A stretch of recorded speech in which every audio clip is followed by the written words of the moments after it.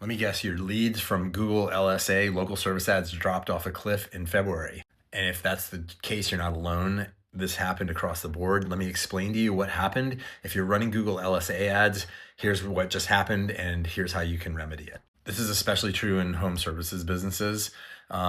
Basically, Google kind of quietly changed so much of how LSA works in basically between late 2025 and early 2026. That's where the major change happened. I've talked about this before in previous videos, and those changes are really starting to show up now. The first thing is the AI local pack shift. So basically, Google's January core update brought AI heavily inside local search.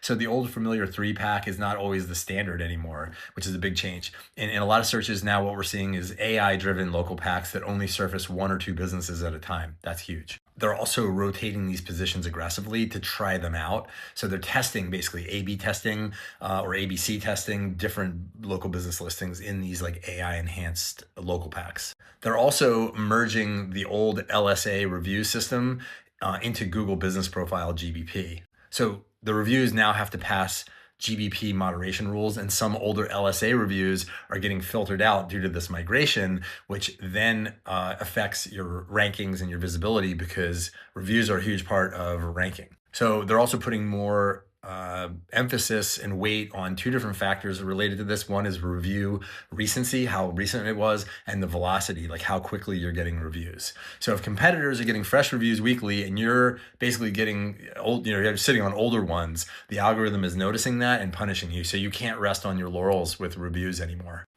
Consistency between your business listing and how you're listed across the internet has always been important. It's even more important now because Google now expects perfection between 3 different places: your Google LSA profile, your Google business profile, and your website.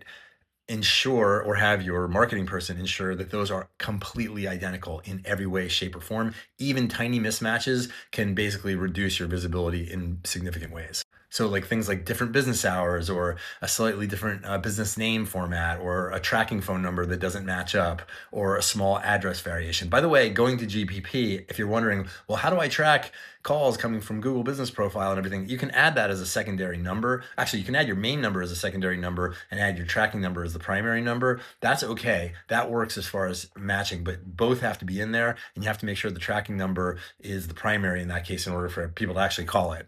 Okay, here's another thing, is automated lead credits have changed basically the whole setup here. So Google removed manual lead disputes a while ago, which sucks, and replaced them with what's called automated credits. So in reality, many advertisers are basically noticing now like more junk leads that are coming through, like out of area calls, wrong service requests types, low intent type inquiries.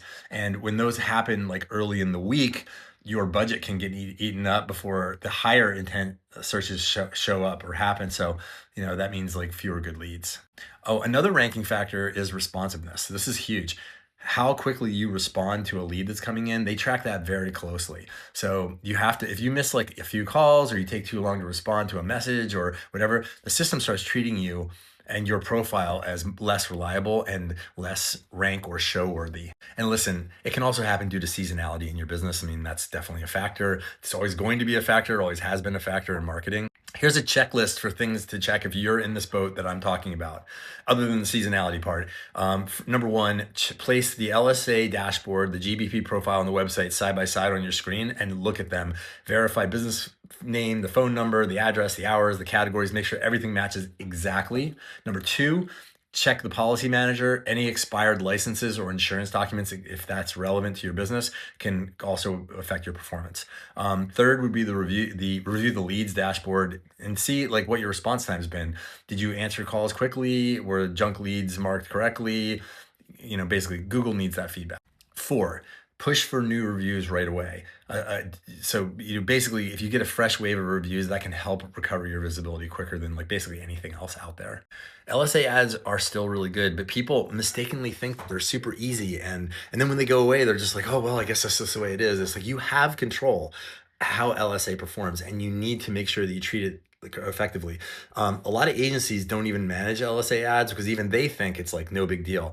What we do is when we do Google ads for people, we include Google LSA management as part of it. We just include it for free because we know it's important and there is a place in the sun, under the sun for it, but it's not, you don't usually want to rely on it only, but it's also not great to ignore it. So it needs to be part of the mix. We do it for free in our agency for our clients that are doing any type of other ads, whether it's Meta, Google, TikTok, whatever it is. If you want an audit to see if like any of these things I've mentioned are affecting you, we can do that for you. Just hit me up in the link in my bio and set up a call and a time and we'll go over it together.